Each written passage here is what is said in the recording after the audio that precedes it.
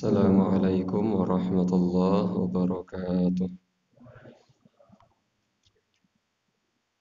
Innal hamdalillah nahmaduhu wa nasta'inuhu wa nastaghfiruh wa nastahdihi wa natubu ilaih wa na'udzu billahi min syururi anfusina wa min sayyiati a'malina.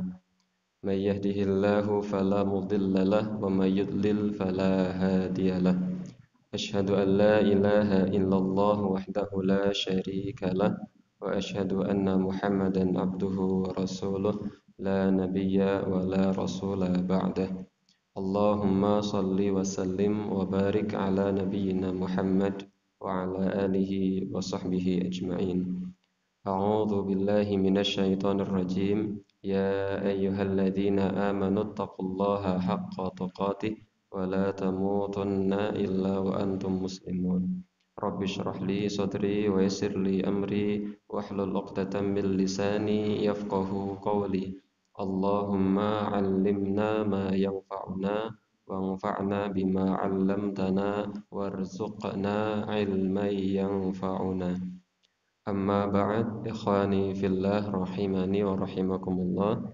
Jamaah salat maghrib yang semoga senantiasa mendapatkan ridho dari Allah Subhanahu wa taala. Puji syukur senantiasa kita panjatkan kehadirat Allah Subhanahu wa taala atas segala limpahan dan karunia yang telah Allah Subhanahu wa taala berikan. Malam hari ini kita bisa melaksanakan sholat maghrib dengan berjamaah, dilanjutkan dengan thalabul ilmi. Semoga apa yang kita niatkan mendapatkan pahala yang besar dari sisi Allah Subhanahu wa taala. Salam beserta sholawat semoga tetap tercurah limpah kepada uswah kita, suri teladan kita, baginda Nabi Agung Muhammad sallallahu alaihi wasallam, keluarga, para sahabat, para tabi'in, tabi'ut tabi'in, dan seluruh umatnya yang istiqomah menjalankan agama Islam sampai hari kiamat. Ikhwani fillah rahimani wa rahimakumullah, melanjutkan pembahasan yang sebelum yang terakhir, yaitu berkaitan dengan masalah surga. Ternyata ada materi yang belum tersampaikan. Harapannya malam hari ini kita sudah mulai membahas tentang neraka.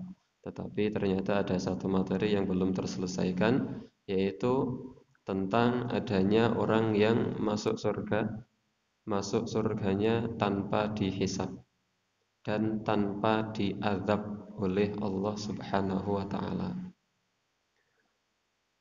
Ini kalau tidak salah belum.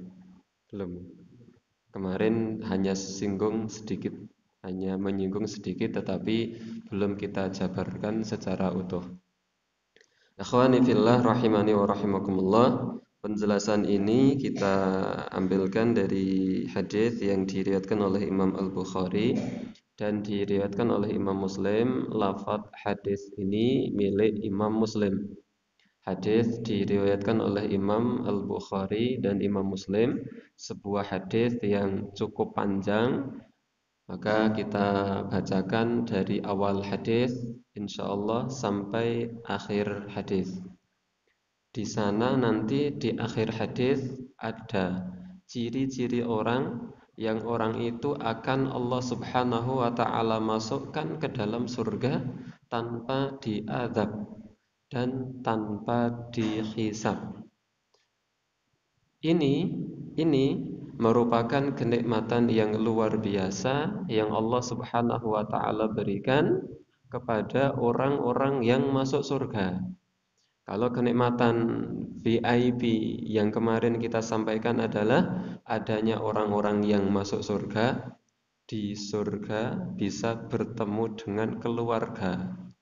Ini kenikmatan yang luar biasa. Di antara kenikmatan luar biasa lain yang lebih daripada itu semua adalah adanya orang-orang yang masuk surga tanpa dihisab. Artinya apa? Dia masuk surga tanpa dihitung berapa amalnya, digunakan untuk apa umurnya, hartanya dibelanjakan kemana, harta yang dia dapatkan didapat dari cara yang seperti apa, tanpa dihisab, tanpa dihitung, langsung Allah Subhanahu wa taala masukkan orang itu ke dalam surga. Padahal hisab di mahsyar itu merupakan perkara yang genting, perkara yang menakutkan. Tetapi ada orang yang aman daripada itu semua. Dia tidak dihisab, apalagi diazab oleh Allah Subhanahu wa taala. Nah, kapan peristiwa ini terjadi? Ketika di padang mahsyar orang-orang kemudian mencari syafaat dari orang yang bisa memberikan syafaat sebagaimana disebutkan dalam hadis yang sahih yang kemudian dinukil oleh Syekh Shalih bin Fauzan dalam kitab beliau Aqidatut Tauhid, bahwa orang-orang akan mencari Nabi Adam, kemudian meminta agar Nabi Adam memberikan syafaat. Kata mereka, wahai Adam, isfa' lana ila rabbika. Wahai Adam, mintakan syafaat kepada Allah untuk kami. Nabi Adam tidak berani memberikan syafaat. Nabi Adam berkata, idhab ila ghairi. Pergilah kepada orang selain saya. Idhab ila Nuh. Pergi kalian kepada Nabi Nuh. Maka mereka semua orang-orang di mahsyar itu mencari Nabi Nuh. Nabi Nuh mana? Ketemu. Ketika menjumpai Nabi Nuh, mereka berargumen dengan beberapa argumen. Kemudian mereka meminta kepada Nabi Nuh, wahai Nabi Nuh, isfa' lana ila rabbik. Mintakan kepada Allah syafaat untuk kami. Maka Nabi Nuh alaihi salam menjawab bahwa hari ini Allah murka. Hari ini Allah murka, yang Allah belum pernah murka yang seperti ini sebelumnya, dan Allah tidak akan pernah murka yang seperti ini setelahnya. Artinya apa? Inilah keadaan di mana semurka-murkanya Allah Subhanahu wa taala. Maka Nabi Nuh alaihi salam menjawab bahwa dirinya, beliau tidak berani memberikan syafaat karena doa yang dimiliki oleh Nabi Nuh pernah Nabi Nuh gunakan di dunia. Ketika Nabi Nuh alaihi salam berdoa kepada Allah Subhanahu wa taala, wahai Allah, la tadhar 'alal ardi minal kafirina dayyara. Ya Allah, jangan engkau sisakan satupun orang kafir tinggal di atas muka bumi. Bahasane tembarak niku napa? Ya Allah, wong kafir niku henteki mawon. Jangan tinggalkan satupun orang kafir tinggal di atas muka bumi. Apakah Allah kabulkan doanya Nabi Nuh? Kabulkan. Maka kemudian Allah berikan kepada umatnya Nabi Nuh, kepada orang-orang yang membangkang kepada Nabi Nuh, berupa banjir yang besar yang menenggelamkan semua orang. Yang tidak tenggelam hanya orang-orang yang beriman yang jumlahnya kurang lebih 80 saja. Maka Nabi Nuh alaihi salam tidak berani memberikan syafaat. Maka Nabi Nuh mengatakan, idhab ila ghairi. Pergilah kalian semua kepada orang selain aku. Idhab ila Ibrahim. Pergi kepada Nabi Ibrahim. Maka mereka semua mencari Nabi Ibrahim. Ketemu Nabi Ibrahim, maka Nabi Ibrahim alaihi salam kemudian diminta oleh manusia, wahai Ibrahim, engkau adalah bapak para nabi, isfa' lana ila rabbik. Mintakan syafaat kepada Allah untuk kami, beri kami syafaat. maka Nabi Ibrahim tidak berani memberikan syafaat, teringat dengan satu kesalahan yang pernah dilakukan oleh Nabi Ibrahim, yaitu berbohong. Sebagaimana yang pernah kita sampaikan di sini, ketika Nabi Ibrahim ditanya oleh Raja Mesir, ini siapa? Maka jawaban Nabi Ibrahim ketika itu apa? Hadihi ukhti, ini adalah saudari saya. Padahal itu adalah istrinya. Maka teringat dengan kesalahan itu, Nabi Ibrahim tidak berani memberikan syafaat. Kemudian Nabi Ibrahim berkata seperti yang dikatakan oleh Nabi Nuh, bahwa hari ini Allah sedang murka. Maka kemudian Nabi Ibrahim berkata, idhab ila Musa, pergilah kalian semua kepada Nabi Musa. Maka kemudian mereka semua pergi kepada Nabi Musa, memberikan argumen bahwa Nabi Musa itu adalah kalimur Rahman, kalimullah, orang yang pernah diajak bicara oleh Allah Subhanahu wa taala secara langsung, sebagaimana firman Allah Subhanahu wa taala, wa kallamallahu Musa taklima, dan Allah Subhanahu wa taala berbincang-bincang dengan Nabi Musa dengan perbincangan yang benar. Maka mereka minta kepada Nabi Musa, wahai Musa, minta syafaat kepada Allah untuk kami. Nabi Musa tidak berani memberikan syafaat. Jawabannya sama, bahwa Allah sedang murka. Dan Nabi Musa teringat dengan kesalahannya. Nopo? Pernah membunuh satu orang, yaitu orang Mesir. Padahal Nabi Musa tidak niat untuk membunuh. Jadi pembunuhan yang tidak disengaja. Nabi Musa memukul orang Mesir dengan satu kali pukulan. Sebagian riwayat pukulan itu dengan menggunakan jari telunjuk. Namun ditunjuk sampeyan ke bahasa kita. Ternyata orang itu meninggal saking kuatnya Nabi Nuh. Nabi Nuh niku memukul batu batu pecah. Bukan batu kerikil, batu besar. Bahkan batu besar itu yang digunakan oleh Nabi Musa untuk menyelampirkan itu apa? Menyampirkan bajunya Nabi Musa ketika Nabi Musa mandi di sungai. Batu itu kemudian lari. Singkat cerita, ini kisahnya tentang mukjizat Nabi Musa. Nabi Musa mengejar, kemudian batu itu dipukul. Batu itu pun pecah. Saking kuatnya Nabi Musa. Maka satu orang ini dipukul dengan satu kali pukulan dengan jari telunjuk. Tidak perlu menggunakan jurus kata melempar tubuh. Langsung dengan jari telunjuk, duk, mati. Jadi zaman sekarang enten Nabi Musa, kemudian apa nih kok? Olimpiade SEA Games, pencak silat. Nah, tidak ada yang bisa menandingi Nabi Musa. Ini petarung luar biasa. Maka Nabi Musa tidak berani memberikan syafaat. Nabi Musa mengatakan, idhab ila ghairi, pergilah kalian kepada orang selain aku. Idhab ila Isa, pergilah kepada Nabi Isa. Maka mereka orang-orang di mahsyar mencari Nabi Isa. Ketika bertemu dengan Nabi Isa, minta agar Nabi Isa memintakan syafaat kepada Allah untuk mereka. Nabi Isa tidak berani memberikan syafaat, tetapi Nabi Isa tidak menyebutkan alasan.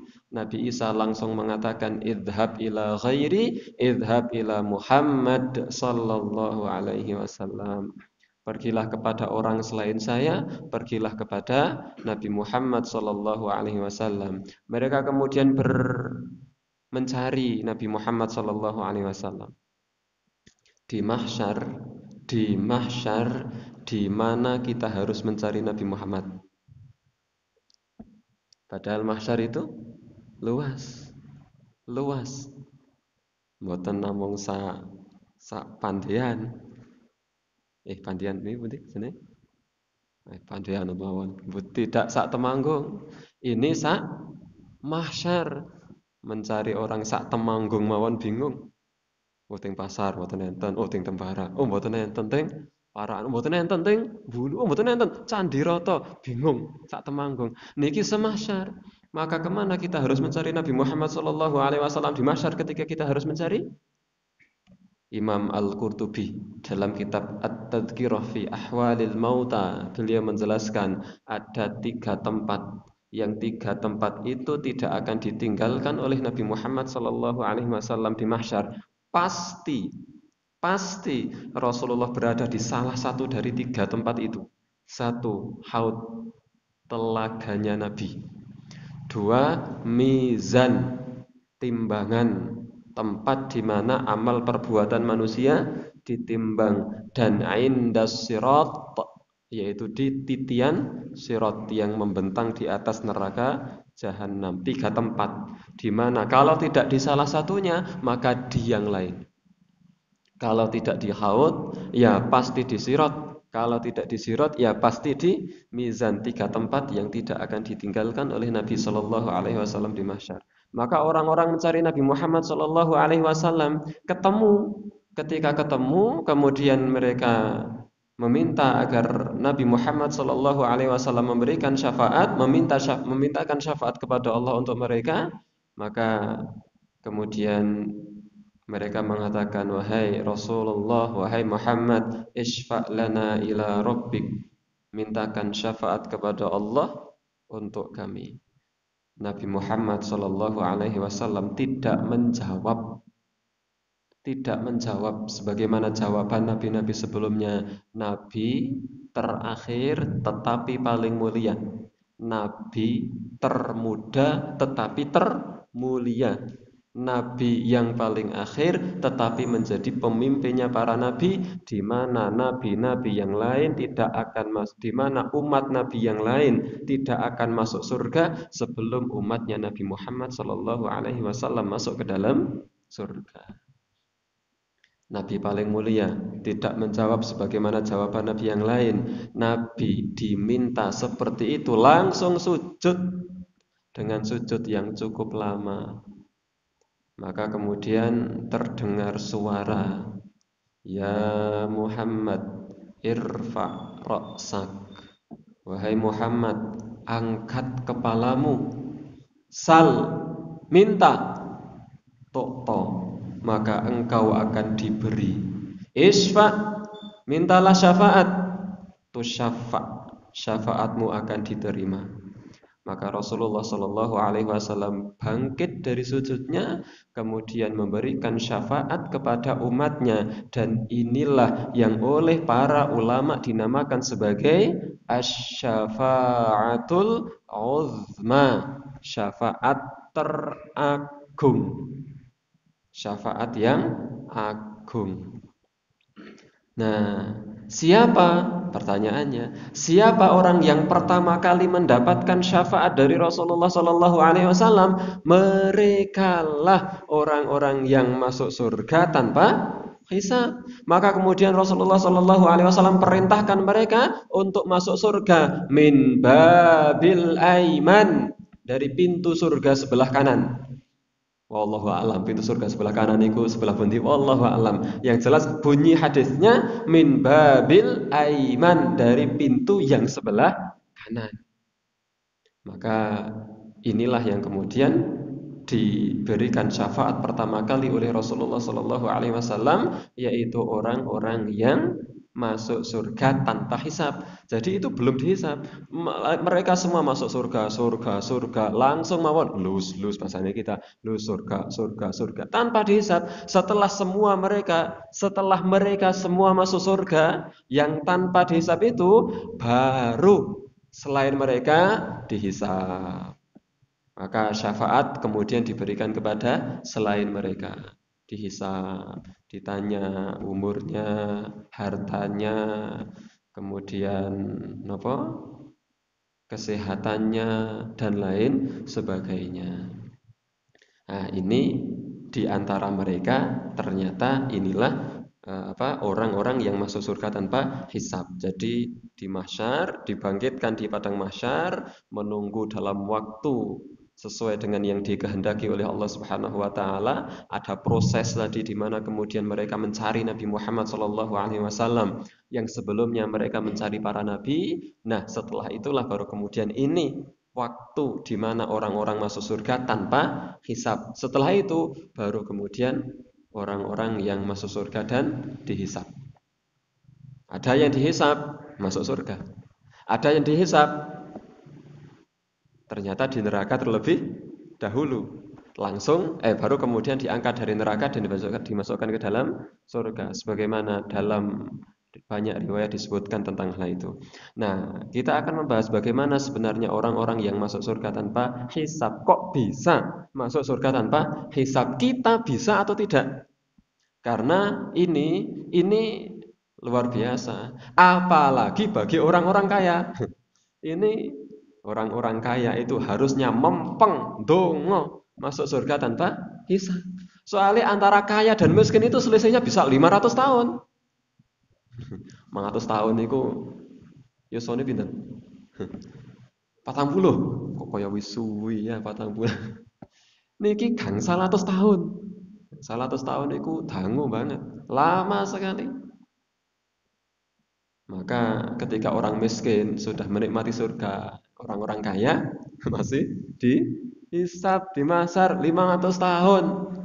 Tetapi ketika orang kaya akhirnya masuk surga, bisa jadi tingkatannya jauh lebih tinggi daripada orang-orang miskin. Kenapa? Karena orang kaya bisa melakukan amal yang tidak bisa dilakukan oleh orang miskin. Jadi masing-masingnya ada keutamaan sendiri-sendiri. Orang miskin itu lus surga. Sing dihisab nopo? Harta ndak punya.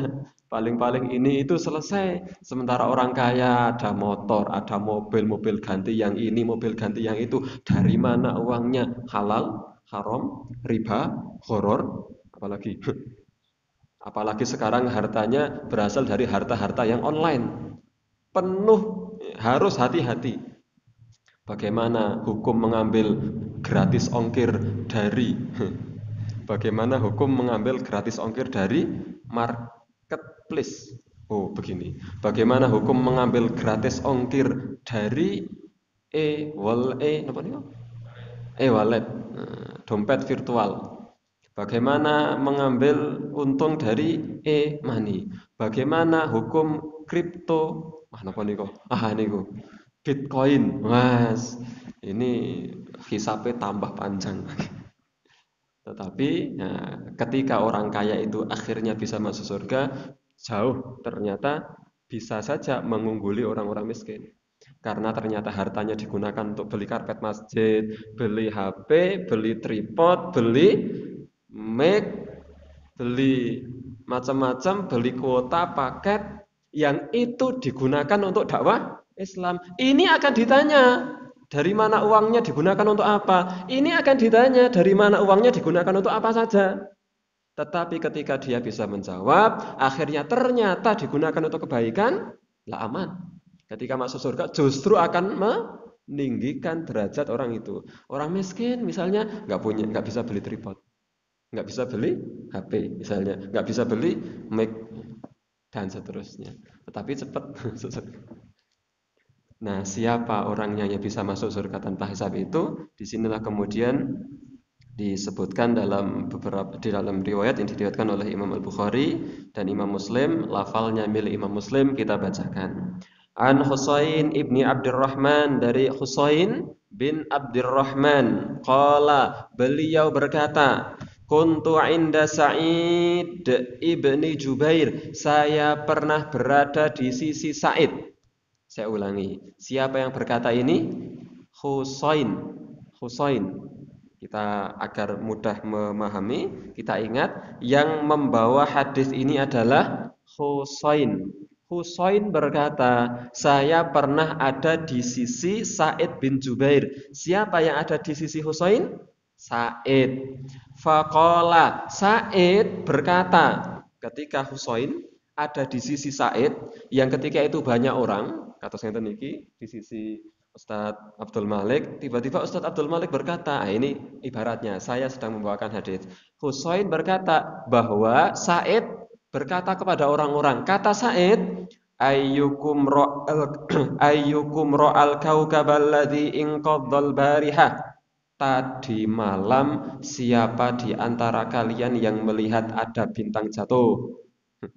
Ternyata ulama-ulama salaf itu ngobrolnya juga tidak setiap waktu ngobrol tentang ini hukumnya gimana. Tidak selalu. Ternyata bintang jatuh menjadi bahan obrolan. Tetapi nanti kita lihat bagaimana obrolan dunia itu bisa dibawa ke ranah akhirat.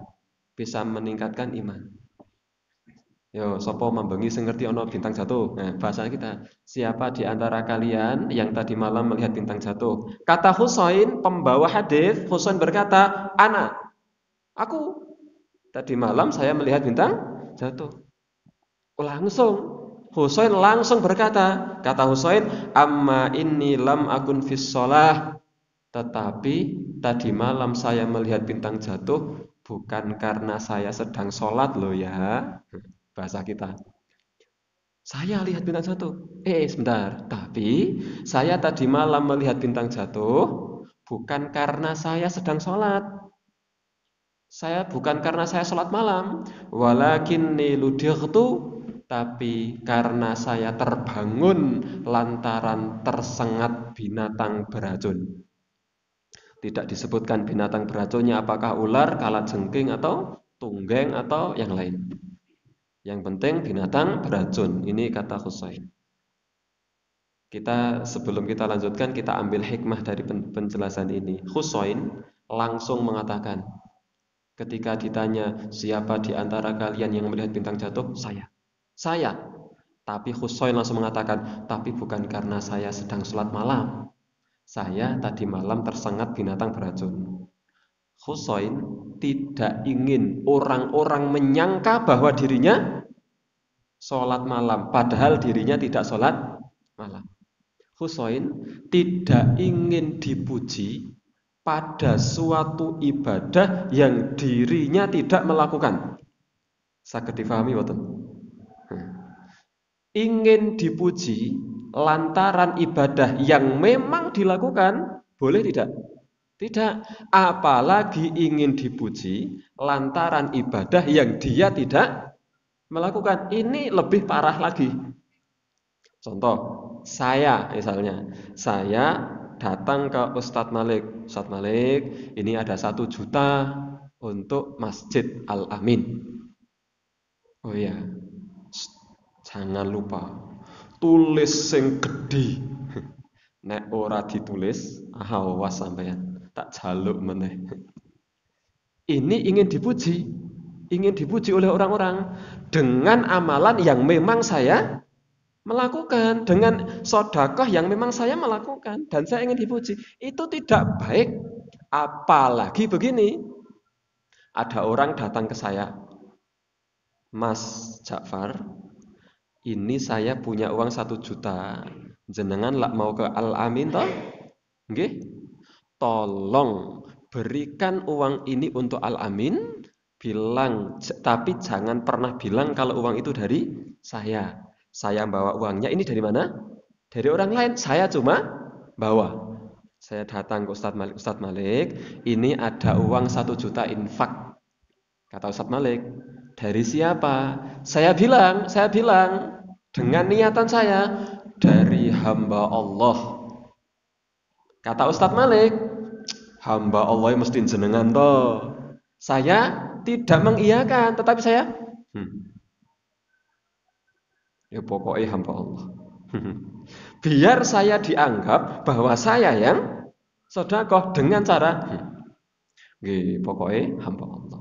Karo mesam-mesem. Biar Ustadz Malik mengira sayalah hamba Allah tersebut, padahal bukan saya. Saged dipahami?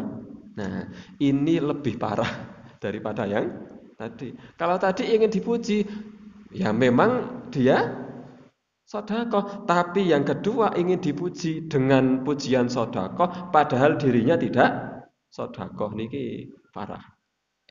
Nah, Husain tidak ingin seperti itu. Langsung mengatakan, tapi tadi malam saya tidak sholat malam. Jangan kira kalau saya sholat malam loh ya. Saya tadi malam tidak sholat malam. Tetapi saya terbangun lantaran tersengat binatang beracun, kemudian saya melihat bintang jatuh. Nah, inilah yang kemudian tadi kita sampaikan bagaimana kemudian obrolan duniawi ini dibawa kepada ranah akhirat. Maka kemudian Said berkata kepada pembawa hadis yaitu Husain, "Fama famada sonata." Lalu apa yang kamu lakukan setelah kamu tersengat kalajengking? Kata Said, irtaqaitu, saya minta diruqyah. Cokot tunggeng niku njaluk di ruqyah. Ah, ternyata ruqyah itu tidak hanya untuk kesurupan. Zaman sakniki ruqyah niku pikiran itu mesti kesurupan.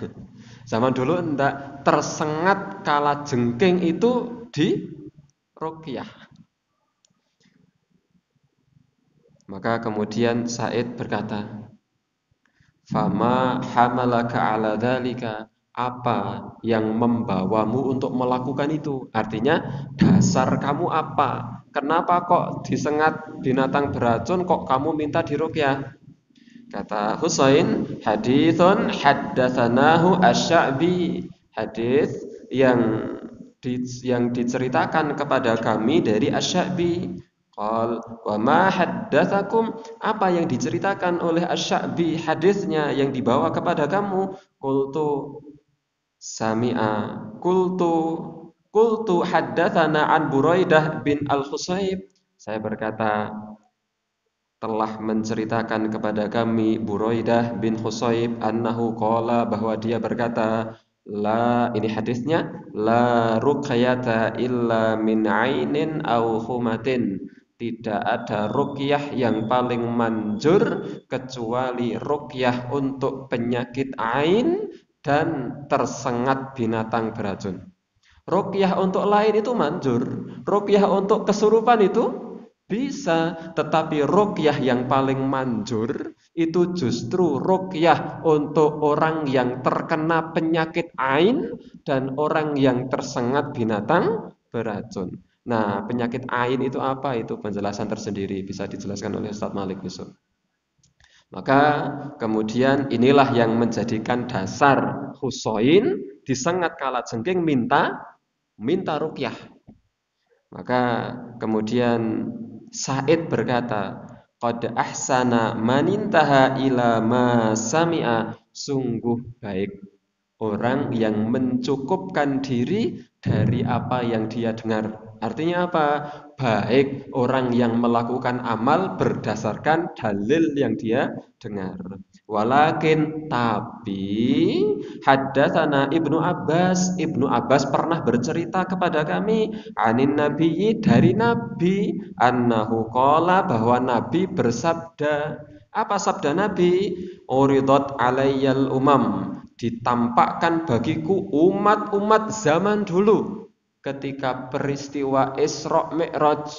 Ketika peristiwa Isra dan Mi'raj, Nabi Muhammad SAW diperlihatkan, ini umat Nabi ini umat Nabi ini umat Nabi ini. Banyak umat ditampakkan kepada Nabi Muhammad. Fara'aitun nabiyya wa ma'ahu ar-rahat.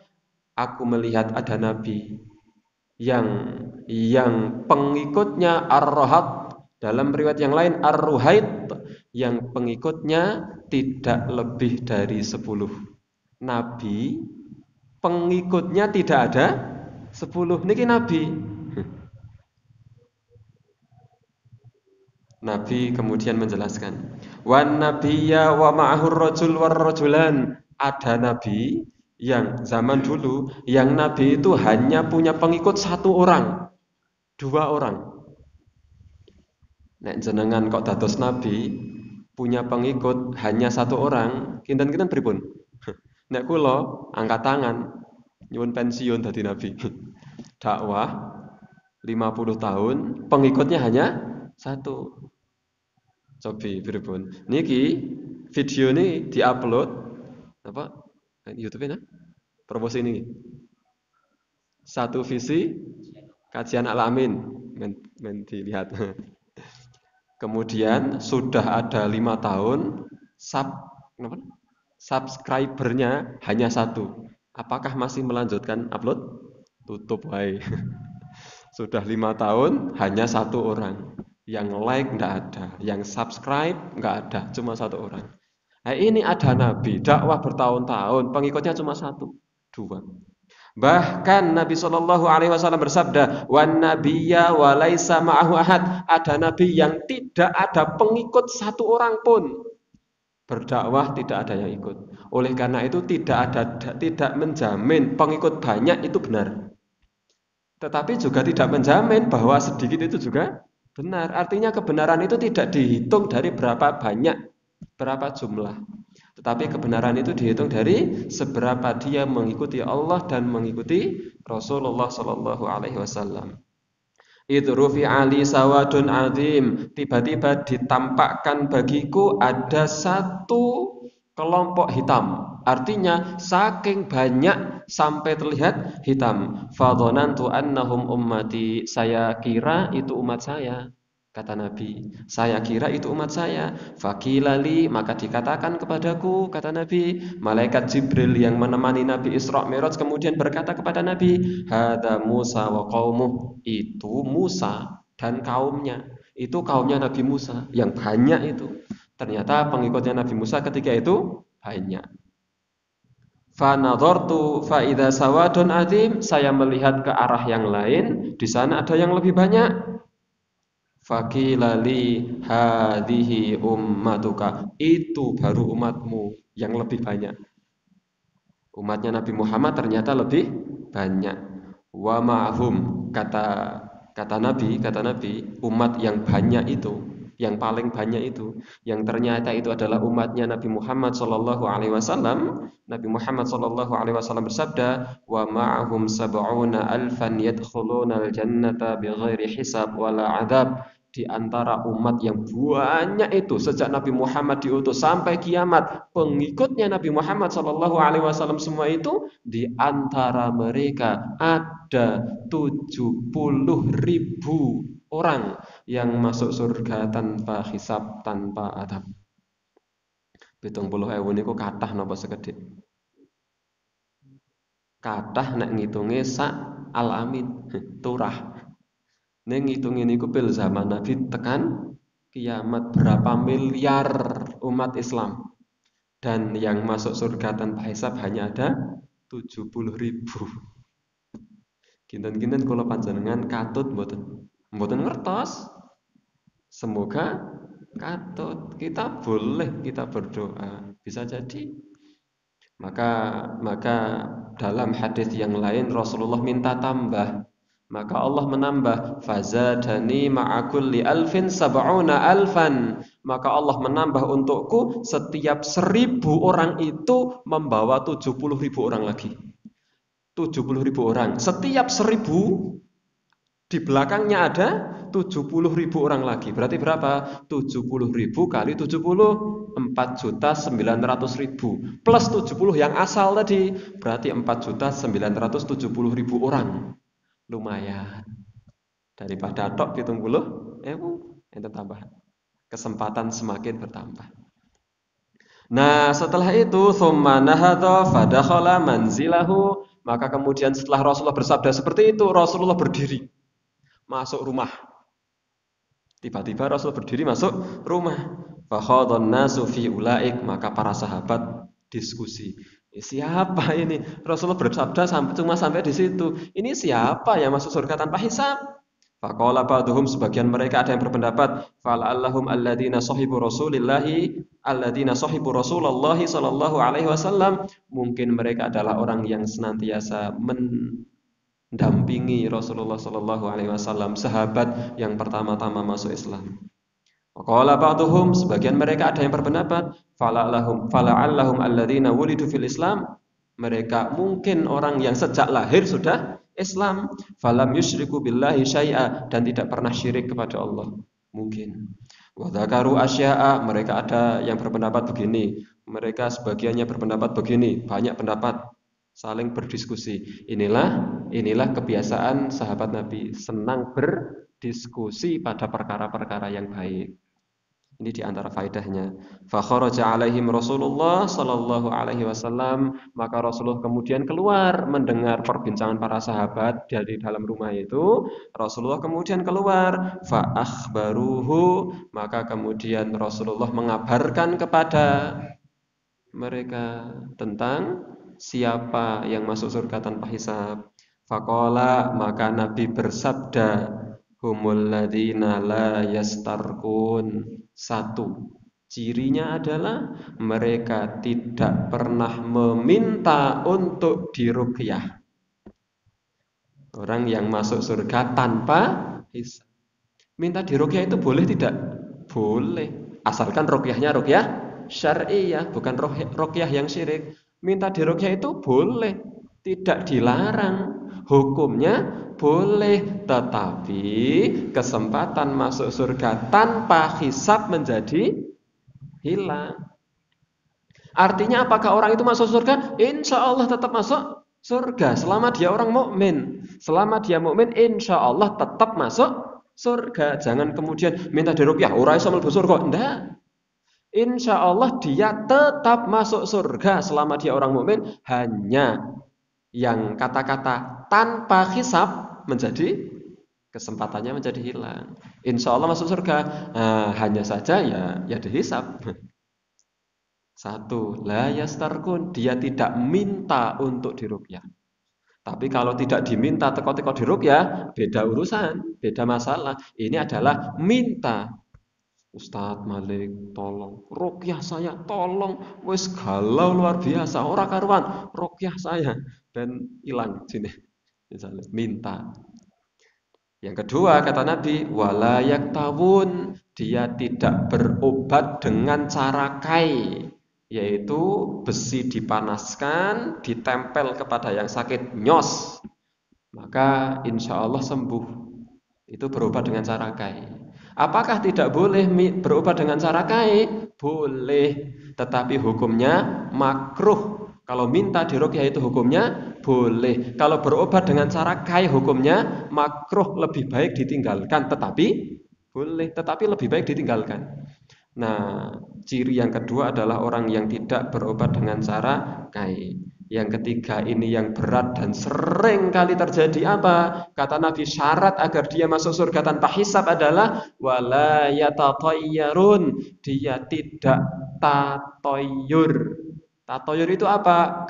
Penjelasannya panjang. Gampangnya mengaitkan satu perkara dengan nasib padahal tidak ada kaitan apa-apa. Keluar masjid ada cicak jatuh, tek, ciloko. Mesti arek ciloko. Piye joan. Itu tatoyur. Keluar dari rumah, kemudian ketika keluar dari rumah di jalan ada ular lewat di depan. Ini mesti arek ono opo-opo. Balik ke rumah ndak jadi. Tatoyur. Kemudian ngenten misalnya nikahan yang di dapur bilang sebelum acara nikah selesai ora oleh nyapu dapur, nek nyapu kualat. Tidak boleh menyapu dapur kalau acaranya belum selesai, dengan keyakinan menimbulkan petaka. Ini namanya tatoyur. Mau nikahan, agar tidak turun hujan, maka melempar, mohon maaf, celana dalam ke atas genting. Enten niku? Kon main ora udan. Ini namanya tatoyur.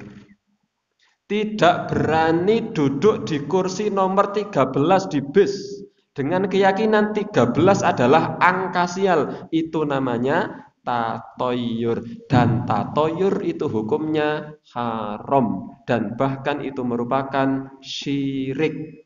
Meskipun syiriknya syirik kecil, bukan syirik besar nggih.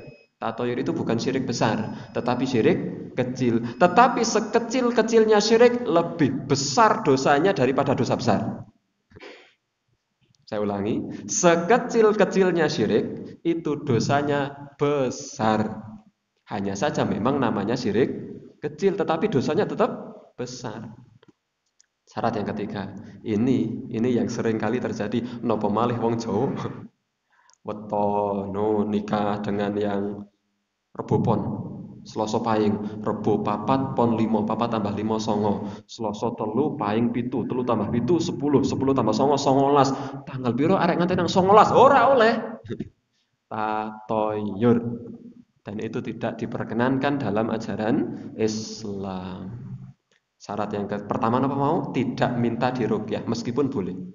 Yang kedua, tidak berobat dengan cara kai, makruh kai itu. Yang ketiga, tidak boleh tidak tatoyur. Tatoyur itu haram. Tidak tatoyur. Syarat yang ketiga. Syarat yang keempat yang paling berat. Syarat yang keempat apa? Wa ala rabbihim yatawakkalun. Dan dia senantiasa bertawakal kepada Allah Subhanahu wa taala. Niki paling berat. Nek ngomong gampang bismillahi tawakkaltu 'alallah gampang. Tetapi hati itu yang berat. Kadang tawakal, kemudian ada sedikit tawakal yang berkurang. Contoh, tanggal 3 sampai tanggal 20 napa? PKM. Hanjuk sok mangane piye? Hanjuk ora oleh gaji, hanjuk piye sing tuku beras. Lho sing ngewehi rezeki niku sinten? Ketika kita punya keyakinan hanjuk sesuk lih mangan kepiye, ada sedikit tawakal yang hilang. Niki paling berat dan paling susah. Iki sing nomor 4. Nek mboten minta diruqyah rada-rada gampang. Tidak berobat dengan cara kae, gampang. Malah saniki berobatnya dengan cara yang modern. Tidak tatoyur nggih rada-rada gampang ning rada-rada angel. Apalagi yang sudah terbiasa dengan adat istiadat yang tidak ada sumbernya dari agama Islam yang dilarang. Ini yang keempat itu yang paling berat, tawakal. Nah, setelah itu Rasulullah selesai bersabda 4 syarat kita ulangi. Yang pertama tidak minta diruqyah. Yang kedua, tidak berobat dengan cara kai. Yang ketiga, tidak tatoyur. Yang keempat, bertawakal kepada Allah. Selalu bertawakal kepada Allah. Syarat masuk surga tanpa hisab. Faqama Ukasyah. Tiba-tiba Ukasyah bin Mihsan, sahabat Nabi berdiri. Langsung berdiri nih, berdiri. Kemudian beliau berkata, Ukasha berkata, "Ya Rasulullah, wahai Rasulullah, ud'ullaha ayyaj'alani minhum." Wahai Rasulullah, doakan saya supaya saya termasuk orang itu, orang yang masuk surga tanpa hisab.